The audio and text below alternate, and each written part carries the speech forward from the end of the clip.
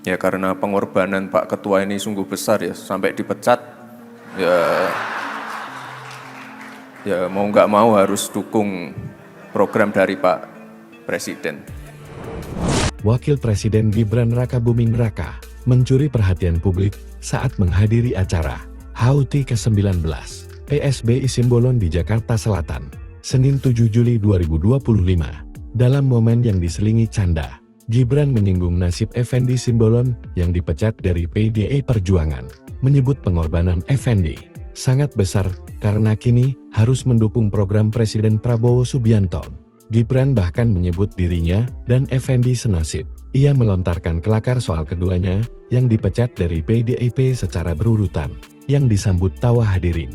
Ia pun mengajak Effendi dan seluruh keluarga besar Simbolon untuk tidak lagi mengungkit Pilpres tahun 2024 dan bersatu mendukung program pemerintahan.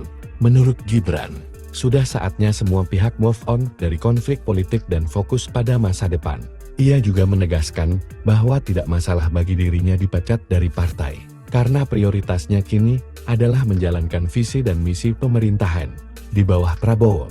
Sebagaimana diketahui, pemecatan Gibran dan Presiden ke-7 Joko Widodo dari PDIP tertuang dalam SK nomor 1649 KPTS di PP 12 tahun 2024 yang ditekan oleh Megawati Soekarno Putri dan Hasto Kristianto.